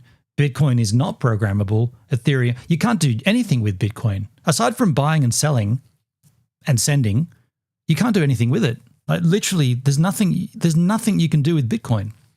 You can't do anything with it. It just sits there. But the rest of the world, slow to everything, is slowly catching on, and they're like, oh no, digital currency, Bitcoin, that's the one. Maybe it is, maybe it's not. Steve, Ethereum fixed all the holes in Bitcoin, but not perfect, of course, but it's fixable. It's fixable because the contracts you can create these smart contracts on top of the system. It's like a bolt-on approach, whereas Bitcoin, it's like finished, but it's not finished because it keeps getting changed. It's not, there's nothing you can do with it. Like, no, like, okay, well, we don't have any Bitcoin maxis here, but what are people doing with Bitcoin? Aside from buying and holding, what are people doing with it? Nothing. So, what was the first thing that people started using Ethereum for? Creating more cryptocurrencies. And today we will be creating our own cryptocurrency in under 10 or maybe even under 5 minutes. Rather than needing to create your own blockchain and network, you could just use Ethereum's blockchain to create your own cryptocurrencies, or crypto assets as people called them. These assets that existed without their own native blockchain were called tokens. There are now over 1,500 cryptocurrencies. It became known as the ICO mania. It was supposed to be the BNB is off of way Solana. to fund your business. Businesses Binance could create their own Solana. token coins, release what is called a white paper, which explains what the project aimed to do, and then they could sell those tokens to the public, otherwise known as an initial coin offering, ICO. A whole wave of these token coins were being released. Some of them parodies and others were just blatant scams. Titcoin. The Whopper coin. Trump coin. Kodak coin. Insane coin. But here it is. So I created Dictator coin. Jesus coin was a token coin that was promising to decentralize Jesus on the blockchain. On its white paper, its creators stated they were in early talks with churches to provide miracles exclusively to Jesus coin owners. Ponzi coin was very much open about the fact that it was a scam. Their website literally said it right there. It's as much as a scam as 99% of the ICOs out there, but it's more transparent about it. Ponzi coin still managed to raise $250,000. It didn't matter if the idea was good enough or not, or if it even solved the problems it was claiming to solve. All that mattered was that people believed in the token enough so that the value would rise and it would pay off the early investors who got in at the start. There was one that you invested in that saw like 2,000% growth last month. Yep. What was it? That was Dabber coin. ICOs also marked 2,000%. That's epic, huh? In a month. These are coins. These are meme coins, right? Yeah. They're not scams, but there's no value. There's nothing. It sounds crazy, but they're just Bitcoin. If you think about it, they don't do anything, but people give it value. Same with Bitcoin, right? It just doesn't do anything, but people give it value. You buy it, you sell it. You trade it, someone loses, someone gains. Same shit, but just way, way, way easier to do on Ethereum. Beginning of an unlikely friendship between those in the cryptocurrency space and influencers and celebrities. If token coins were fueled by hype and attention, then celebrities and influencers were the ones that were running the gas stations. Famous professional boxer Floyd Mayweather, along with producer DJ Khaled, were paid $100,000 and $50,000 respectively to promote. That's a good example there. Dogecoin is a meme. Elon made it famous by pumping the hell out of it and made it worth something. Someone with a lot of money invested in it and made it worth something. It's no different, really. Token coin Centratech in 2017. Centratech was a project that was promising to deliver financial services to the cryptocurrency world. The coin had raised $32 million. Turns out they lied about their CEO, who wasn't even a real person that existed. They lied about business deals with MasterCard and Visa, and its co-founder, Sam Sharma, was eventually sentenced to 8 years in prison. ICOs effectively became a casino to gamble unregistered securities. But you have to remember the hidden incentives. No matter how fraudulent or bizarre everything looks on the outside in the crypto world. Dale, okay, I'll say it. I actually miss Hendrik saying Ethereum. He had a great way of saying it, didn't he? Ethereum. Yeah. Hope he's doing well. Have to keep clutching at potential use cases or anything that will justify its value constantly rising to new investors. And whilst the ICO mania of 2017 was continuing, a whole new idea was coming to fruition. So how many of y'all have heard of this new game that came out recently? I don't know how do we actually describe what these things are? And today we're talking about CryptoKitties. CryptoKitties was probably one of the first NFT projects to make it into the spotlight. CryptoKitties. CryptoKitties. The viral blockchain. CryptoKitties, and then Logan Paul, no, Jake, one of the Paul brothers copied it with his own, no, Logan Paul with the Crypto Zoo, right? All this stuff. I'm glad I never got involved, but I did buy a little Hock Tui and I did buy a little Trump coin and lost it all. Game that sparked a global craze for virtual cats. It's a picture of a cat. You logged onto the site, you created an account that was connected to your crypto wallet, and you'd play this game in which you would collect, breed, and sell virtual cats for cryptocurrency. The key pitch here, though, is that every cat is its own unique token that exists on the Ethereum blockchain, making them what you would essentially call a non-fungible, or, as they're often called now, a non-fungible token. So this is why the Ethereum GUI price, the cost of a transaction, jack-rocketed, right? This is why, because of the CryptoKitties crap. Think of it like a digital Beanie Babies. Now, if that sounds a little weird, it's quite unique in itself, quite similar to other NFT sites. It's quite unique in itself, quite similar to all the other NFT sites. Yeah, super unique. Thank you, Dale.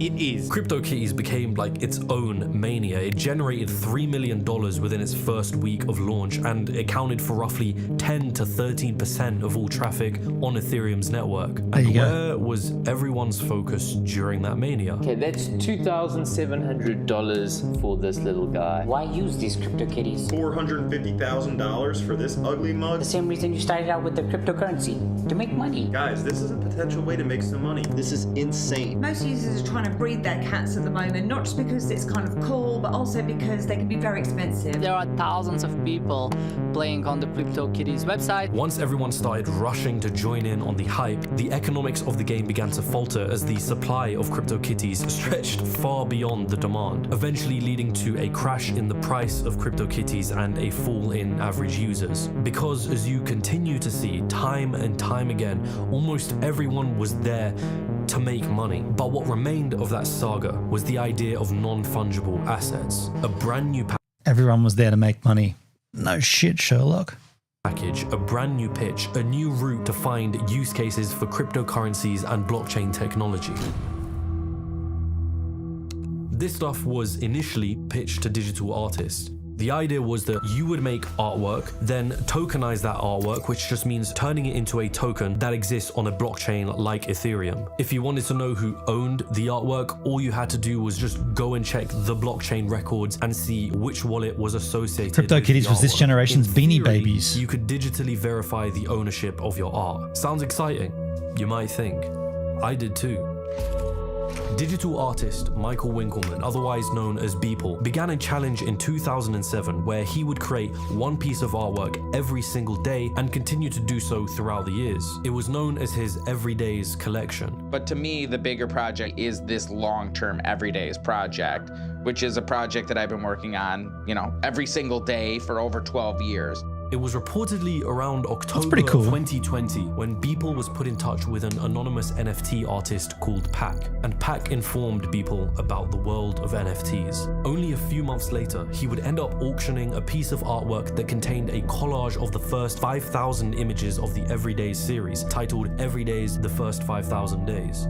$69.3 million was how much it I don't really understand the angle here. That seems pretty rad. Like this guy's got this piece of art that he's been creating every single day for like 12 years. And then he made an NFT of it and sold it for a great amount of money. I don't really get why. I mean, the concept of his art, creating a piece of art every day, that's pretty rad. Then he digitized it and sold it. What's wrong with that? Like, this guy should be praised. Like, instead the whole system's corrupt. No, someone gave it that value because they wanted it. I'm looking at you, Dale. It was 69 million. I should have monetized Blue Screen Static, yes.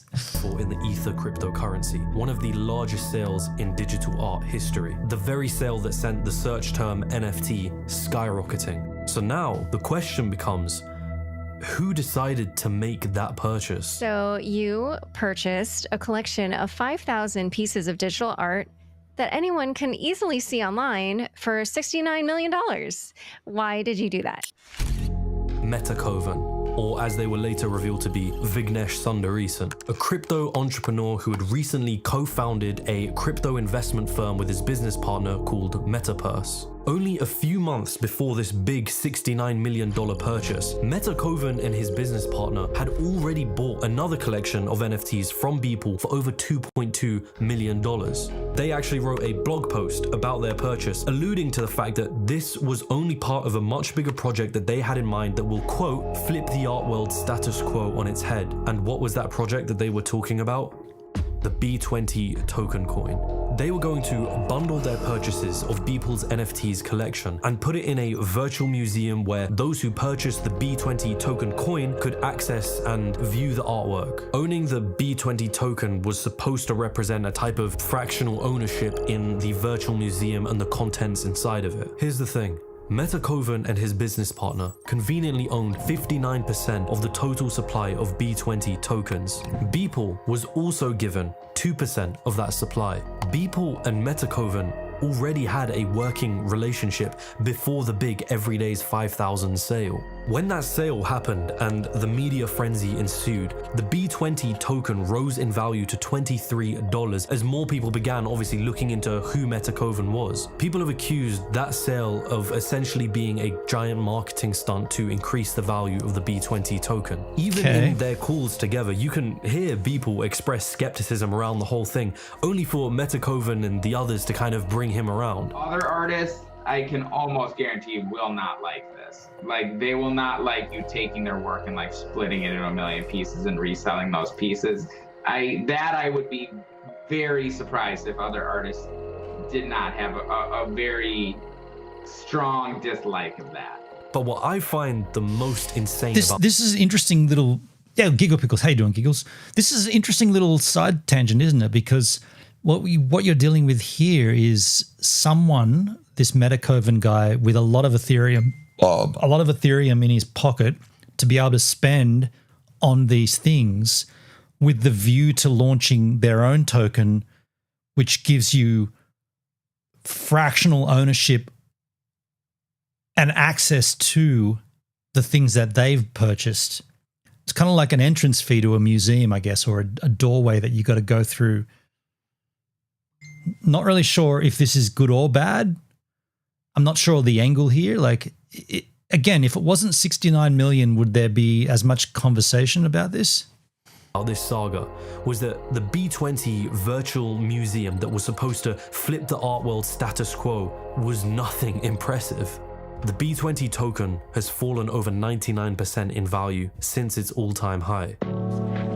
Despite all of this, Metakovan's sales sent headlines skyrocketing. Suddenly, NFTs were being created out of internet memes or anything really that was culturally relevant to the internet. From the outside, all you had to know were that NFTs were revolutionary and there was a lot of money involved. You didn't even have to know that they were intrinsically tied to the world of cryptocurrencies or blockchain, a successful repackaging. Once the sale of memes and other one-off NFT sales cooled down, it became more popular to start buying into NFT projects. These contained up to thousands of NFTs inside of them, usually following a certain theme or concept. What are CryptoPunks? These are the CryptoPunks. They're they are 25 by 25 pixels. Yeah, they're icons of zombies and aliens, zombies, and yeah, they all have different mohawks and glasses, and beard types, and I mean, what is Cool Cats, the coolest NFTs on the blockchain? Should I get a Lazy Lions NFT? Been thinking about joining this amazing community. Clone X. This project is previously known as Akira. Sneaky Vampire Syndicate. We've got pudgy penguins on the chopping block today. They're selling us something called Weebits? Just as it had been with Bitcoin and token coins, the name of the game was about hyping up a project so that you can sell it for profit later. NFTs though were cooler than your average token coin, so they had art behind them. You could show them off by replacing your social media profile picture with an NFT you purchased. They were getting more so yippy, ever, you know? They were getting a little bit yippy. Became an important part of the value of an NFT. Which brings us to the apes. One of the most significant projects created after Beeple's sale was the Bored Ape Yacht Club. Otherwise, so look, I am getting a little tired of this doco just because I feel like he doesn't really have a salient point here. And we've gone from Bitcoin being bad to now Ethereum bad, NFTs bad. This is all, what I consider this to be is basically FUD.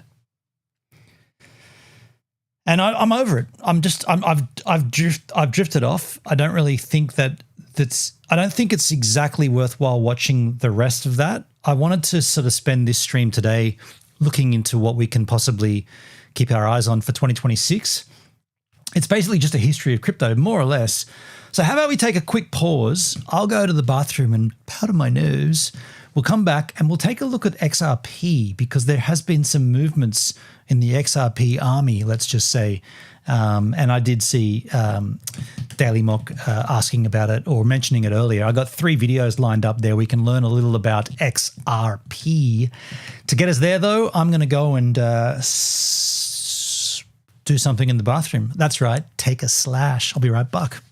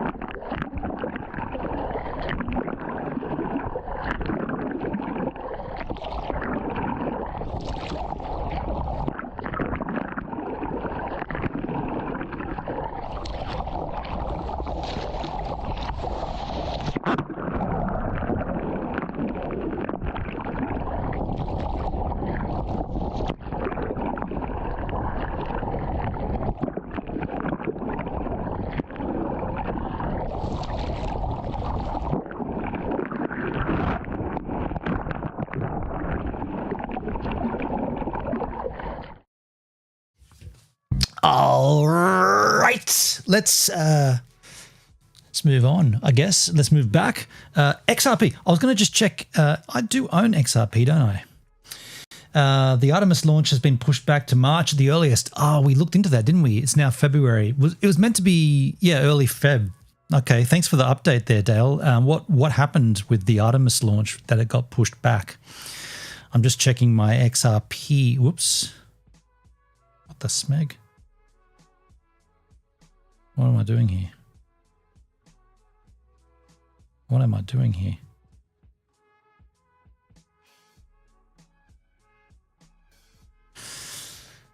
Leaks during wet dress rehearsal. Oh, okay. Shit. So I have 25 XRP, which is not much. It's better than none. I think I got rid of some at some point. XRP, I think I got rid of it at one point.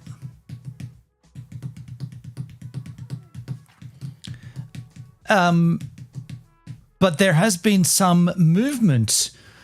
Let us find out why there's been movement in the XRP army.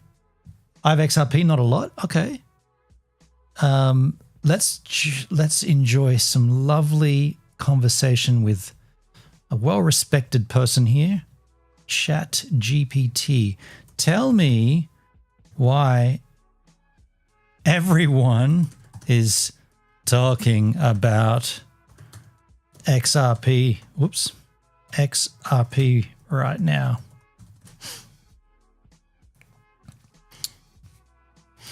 Here's what's actually driving the current buzz around XRP, which is Ripple's crypto, as of early February 2026. Ripple just scored a big regulatory win in Europe. Ripple has reportedly received the final go-ahead on its electronic money institution, EMI, license from Luxembourg's financial regulator, meaning Ripple's operations can be passported across the EU. That's a huge step for absorption of crypto into regulated financial systems. There's an upcoming XRP Community Day, February 11 to 12. Ripple has announced a global virtual event where executives and partners will lay out the 2026 roadmap, covering ETFs, interoperability upgrades, and more. Price action and technical volatility. XRP's price has been volatile. No shit. That's like all cryptos. Bouncing and retracing with broader market weakness. Analysts are watching key support levels and chart patterns. Prediction markets and analysts are mixed up on where it goes next, feeding into more debate. Token supply dynamics. Ripple's monthly escrow unlocks about 1 billion XRP released. Each month, 1 billion XRP gets released. That's interesting. Okay. Well, with that in mind, I did find myself 3 different videos to observe from the YouTube machine. Hey guys, David here, and welcome to Digital Outlook. Guys, the news that we're getting out of this big email drop and all these files that have been released, boy, is it ever causing quite a stir. In fact, a lot of folks are thinking that, hey, look, we might see the king of the hill literally fall off his perch. And of course, we're talking about Bitcoin with all the news that is coming out. And I had to laugh because Jake Claver, good friend of ours, by the way, a very good friend of Judy and I.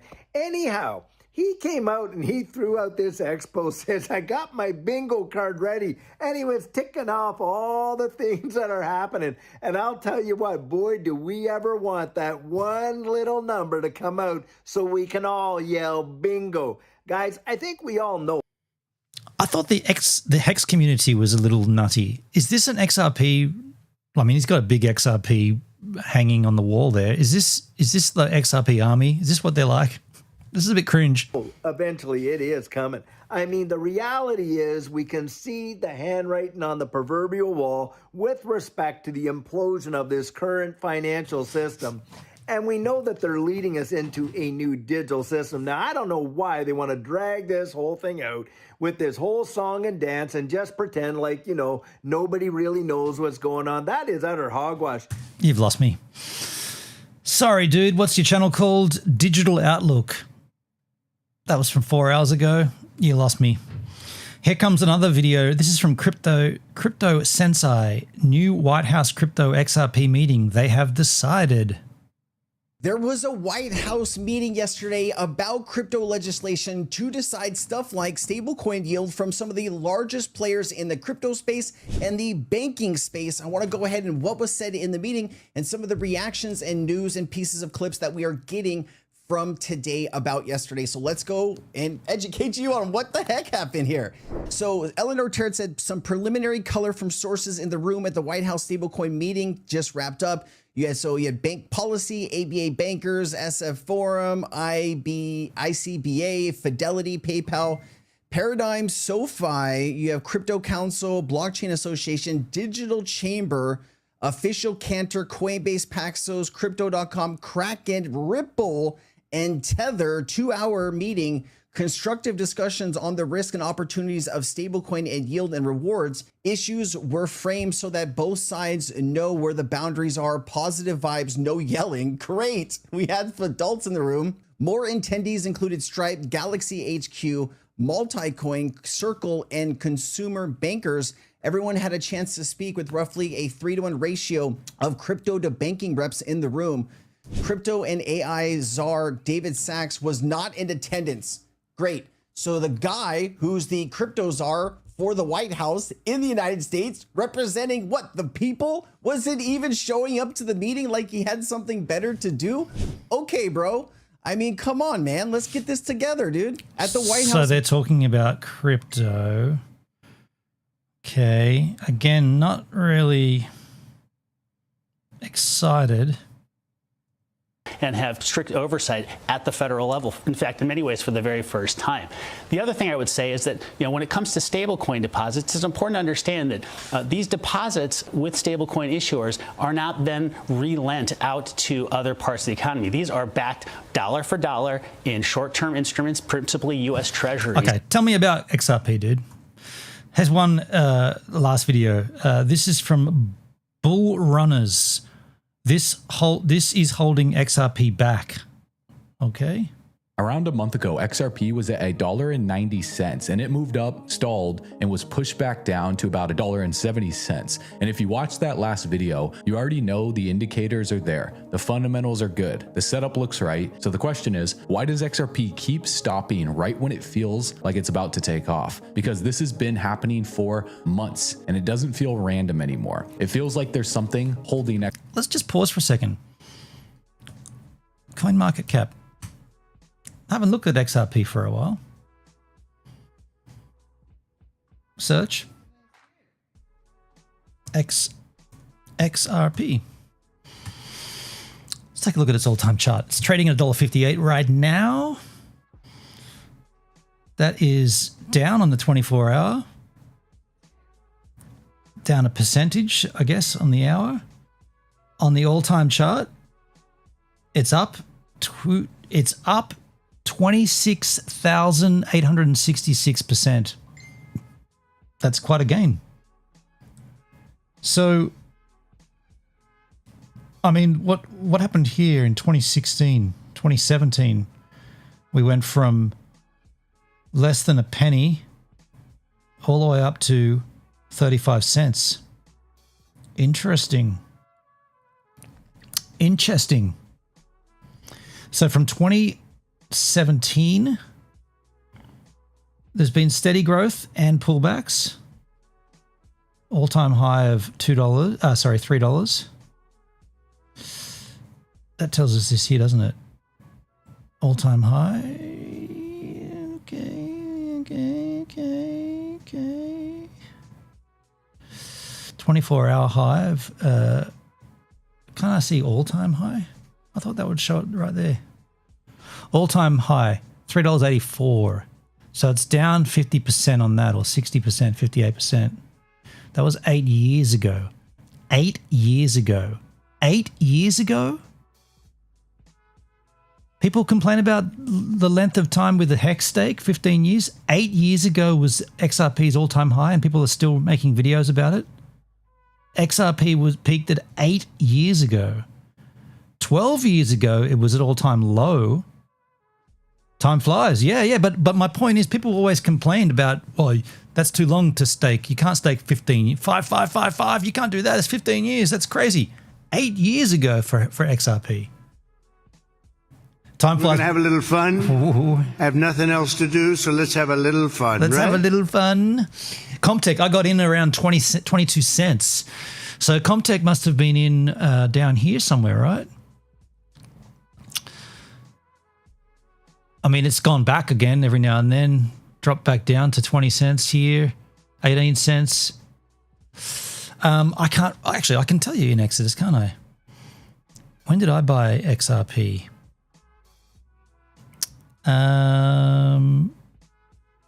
January 5. Sorry, March 17, 2021. March 17, 2021.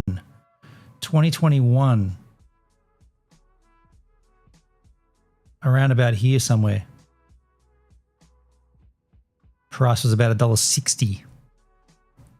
Does it tell me how much the price was? Doesn't say. 2021. I feel like, without giving financial advice, maybe it's a chance to buy a little of this stuff. Just saying. XRP back. So in this video, I want to walk you through what that might be, what it actually means if you're holding XRP right now, and how to turn your XRP into passive income that generates you yield every single day, regardless of whether XRP goes down or sideways in price action. And as always, if you're feeling blessed, if you're feeling bullish, comment 777 and let's run it. Can you stake XRP? All right, bull runners, welcome back to the channel. So let me show you the pattern, because once you see it, you won't be able to unsee it. XRP pumps, momentum builds, and you start thinking, okay, this is finally the moment. This is it. This is the breakout. Then it stops, it reverses and drops right back down to where it started. Giggle Pickles, I got $10 in XRP. Good on ya. Good stuff. And it's frustrating. Look at this month. XRP pumped from around $2 to about $2.40, and it felt like we were off to the races. Then within days, it got dragged right back down. And this isn't new. If you've been holding XRP for any period of time, look at the last year. Same thing has happened multiple times. The levels slightly change, but the pattern doesn't. Pump, hope comes into the market, rejection, and then a reset over and over. Now, you might be thinking that's just how the markets work. Who are the XRP holders that are selling on their heads?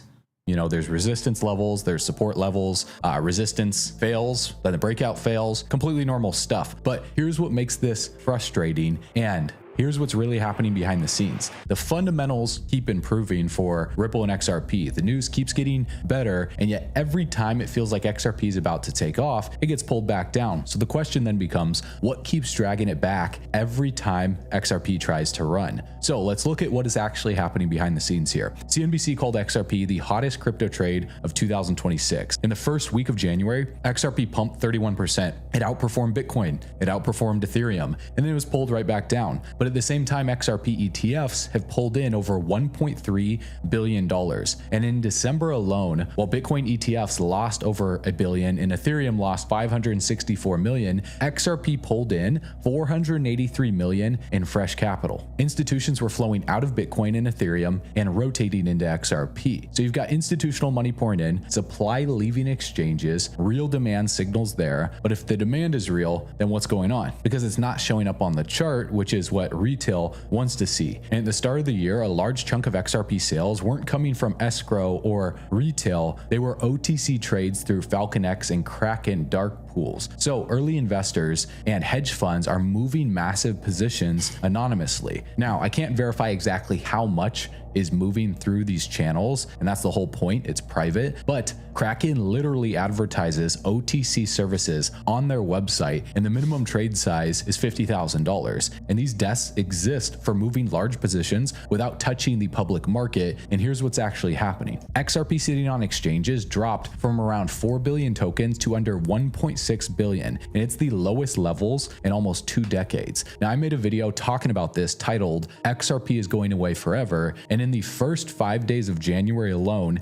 800 million XRP left exchanges and price pumped to $2.40 and then got dragged right back down. The same pattern, but now we can see where the supply is actually going. ETFs have absorbed hundreds of millions into custody, and that's verified. Where'd the rest go? Well, it's in cold storage, private wallets, and institutional hands. And you can think about it like this. Imagine you're watching a store. Few people walk in and out of the front doors and it looks dead. But behind the building, trucks are loading pallets all day long. That's XRP right now. With Coinbase, Do you want to be involved in the crypto that institutions are moving around like that rapidly? I mean, it pumped and then they sold it all straight away.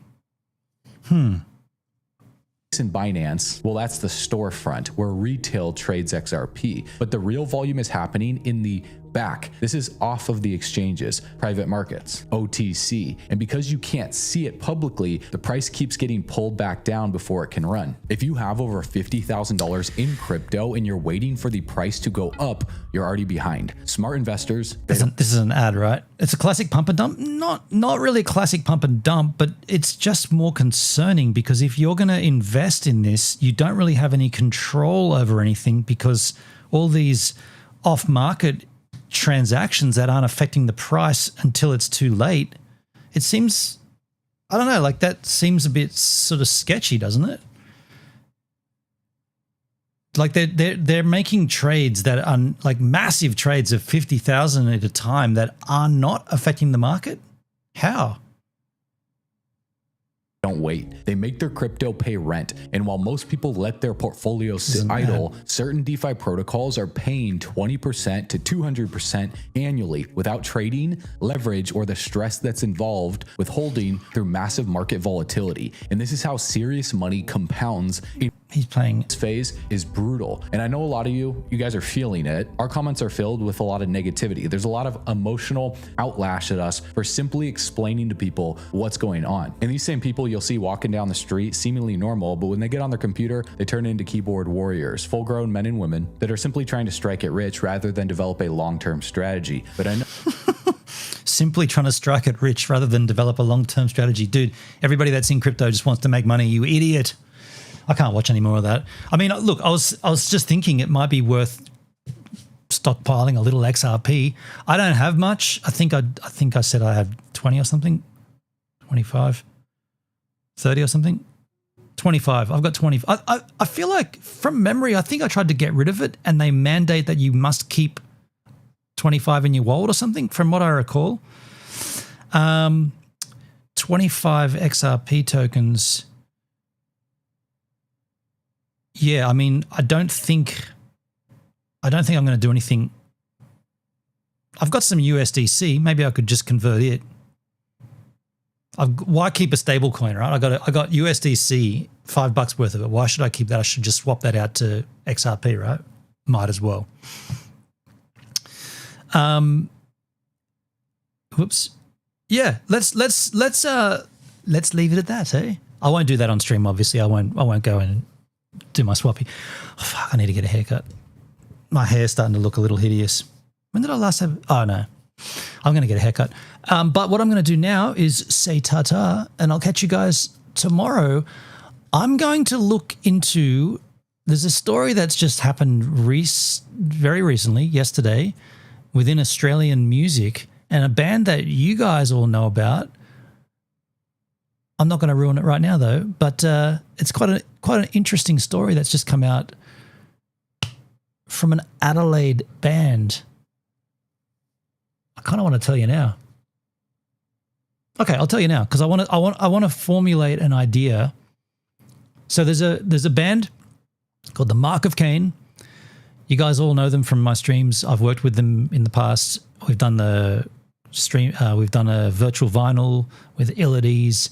Great band, 3-piece, 2 brothers and a sometimes drummer from another band called Helmet, also another band from Australia. This and that. And after, I guess, being in the public spotlight for 40 odd years, one of the brothers in the band is now a woman, and he's just come out as a trans woman and made a statement to the effect of, I've been living a lie and I don't want to anymore. And I guess what I want to do on a stream is talk about the response. So like, I guess I'm not going to blow it here, but everyone can choose to do what they want, and it doesn't change anything to do with anything at all to do with, like, this guy's a great musician, or this girl, this woman, great musician, should still have that accolade of being a fantastic musician. But what I've thought about in the last couple of days is, what about people that were a huge fan of him and are now struggling to identify him as a her? It's okay to, I think this opens up a good question. Like it's okay for, well, it's the main focus should be on her. She's lived a lie for however long, and now she's coming out publicly and saying, no, I'm going to accept that I'm a woman and I'm going to transition. But also, someone in the public spotlight, they have, like, how are fans that don't accept that going to move on? I guess that's just the angle I wanted to approach it from. Yeah, so we're going to do that tomorrow.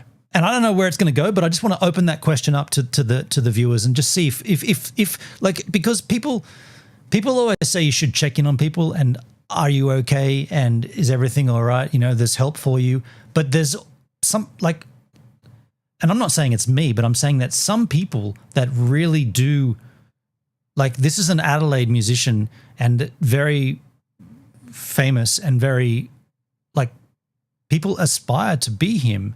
And now he's a her.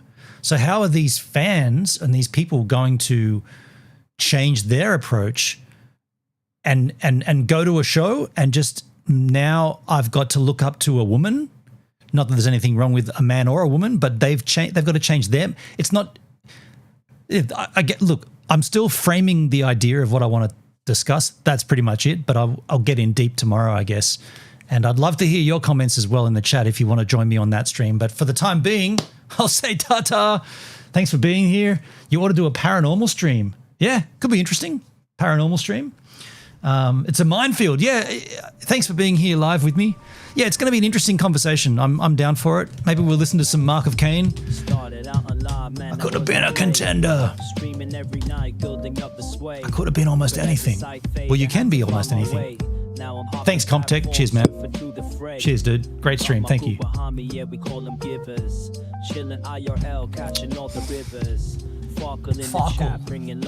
Farkle in the chat. I don't even know what a Farkle is. Farkle in the chat.